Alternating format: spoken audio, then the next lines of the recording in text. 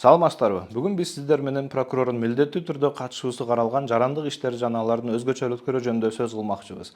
Кыргыз Республикасынын Конституциясынын 105-беренесине ылайык, прокуратура органдары соттук териштирүүгө катышат жана конституциялык мыйзамда каралган башка ыйгарым укуктарды аткарат деп көрсөтүлгөн.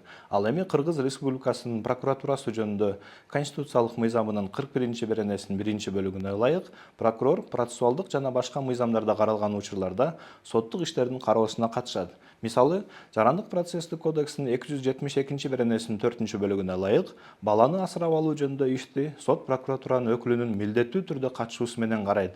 Анткени Конституциянын 20-беренесине ылайык, балалык коомдун жана мамлекеттин коргоосунда турат. Ошондой эле балдар бул Кыргыз Республикасынын эң баалуу байлыгы.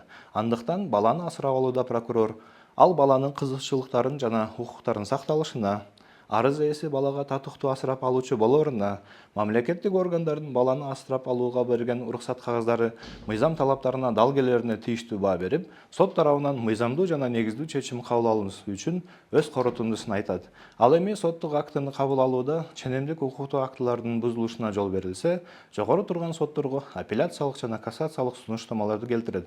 Эгер сотто каралып жаткан иштерде адам сатуу фактысы, мүлктүк кызыкчылык же башка ушул сыяктуу мыйзам бузуучулуктар орун алса, анда прокурор мындай көрүнүштөргө дароо тийиштүү чара көрө алат. Бирок прокурордун милдеттүү түрдө катышуусу каралган жарандык иштер балдардын укуктары менен гана чектелбейт.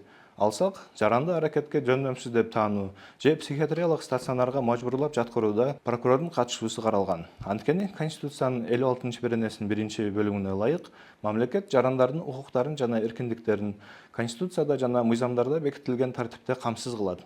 Ал эми аракетке жөндөмдүүлүгү чектелип же мажбурланып ооруканага жаткырылып жаткан жаран албетте өз укуктарын толук түшүнбөгөндөн улам коргой албай калышы ыктымал. Андыктан бул учурда да ишке катышкан прокурор жарандын кызыкчылыктарын жана укуктарынын сакталышына, чектөөнү жүзөгө ашырып жаткан тараптын талаптарынын негиздүүлүгүнө, мүлк кызыкчылыгынын жоктугуна, экспертизалардын корутундуларынын болуусуна, коомдун коопсуз жашоосунун сакталышына тийиштүү баа берип, сот тарабынан мыйзамдуу жана негиздүү чечим кабыл алынуусу үчүн өз корутундусун айтат.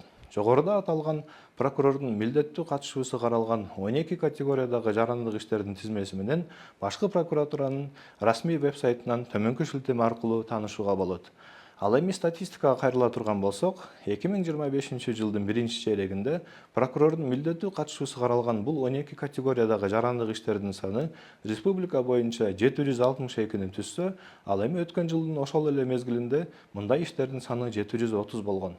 Тактап айтканда, жыл сайын өсүүдө. Албетте мындай динамикалык өсүш калктын санынын көбөйүшү менен түшүндүрүлөт. Бул демекчи, прокурордун аталган категориядагы иштерге мындан ары да активдүү катышууну улантуу зарылчылыгын белгилейт. Мындан тышкары, коомдун чөйрөсү аныкталбаган жактардын жана мамлекеттин кызыкчылыктары козголгон башка учурларда да прокурор сотто каралып жаткан иштерге катыша алат. Ошондой эле өзү да мындай учурда сотко доо арыз келтирүүгө укуктуу. Бирок алар тууралуу эмкиде кеп кылганга чейин сак саламатта болуңуздар.